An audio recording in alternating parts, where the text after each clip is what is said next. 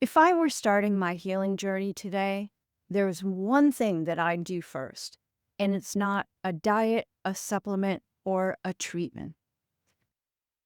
When I began my healing journey in 1999, I focused on the physical, diet, treatments, and the to-do list. But what I wished I'd done first, creating emotional safety. Even saying that or listening to me saying that, I'm sure you can feel the weight of those words because this is something that's so important. And yet people don't talk about it. We don't really think about doing it. And here's why focusing on emotional safety first matters.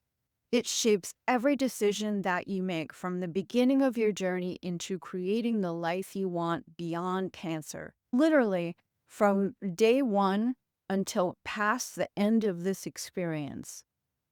And it's an antidote to feeling powerless. Your power is grounded in your emotions, your beliefs, and the language that you use to speak to yourself and to others. And your beliefs and language directly influence your body's healing response at a cellular level. So here are a couple practical examples. Reframe your language, not my cancer, but I received a cancer diagnosis, or I received a diagnosis of cancer. You never want to say my cancer because you don't want to own it.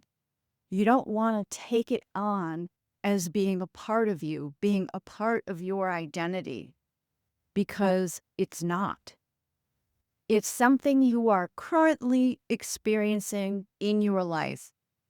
And period. When you say that you received a diagnosis, you're keeping it at a distance. You're not bringing it into your experience. And that's a huge point of differentiation. You can center yourself in just 16 seconds by doing a single round of box breathing before making any kind of decisions about treatment or anything else.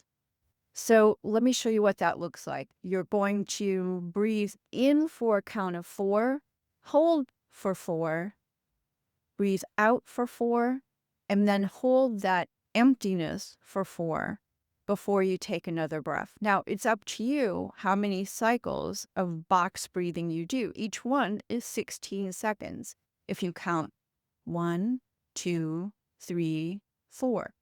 That's basically 1 second for each number of the inhalations. So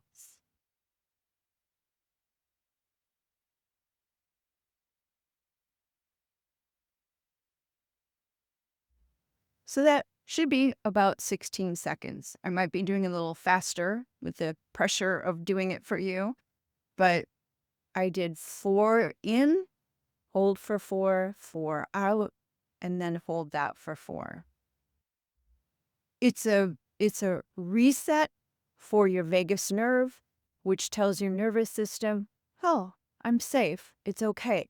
You don't have that cortisol, that stress hormone just going crazy in your body. It says, I'm safe. So that level of cortisol can drop for a minute.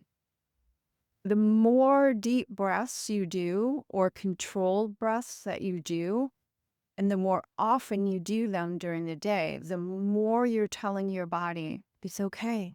I'm safe. You can relax. You don't want your body to be in fight or flight all the time. It's got your adrenaline going, your cortisol is shooting up, and the cells of your body that should be working on getting rid of the cancer are being directed to this emergency situation that your body is telling it that you're in. Okay? So center yourself as often as possible. Anytime you feel that anxiety or fear or overwhelm rising, just go, Take 16 seconds and breathe 1 cycle of box breathing. You can ground yourself before walking into an appointment by using this breathing, by taking a second outside the door to stop and use positive self-talk, or reciting affirmations, which you can say out loud, or you can say them in your head, depending on if there are people around. All of those things are super simple, very quick, and they work. This may seem like it's way too simple to be important, but there's a risk for skipping this step.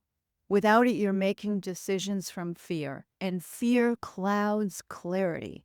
And if there's anything that's important right now, it's being clear-headed. You've got this. You have more influence over your healing than you think. The mind-body connection is not just a concept, it's chemistry. Let me ask you a question. If you were starting your healing journey today, what would the first thing be that you'd do? Please go ahead and share it so that you can help other people come up with the best things that they could be doing right now too, because everybody can learn from everybody else, and sharing always makes things better. So what happens after treatment is a whole new chapter, and no one really tells you what to expect. That's what we're talking about next.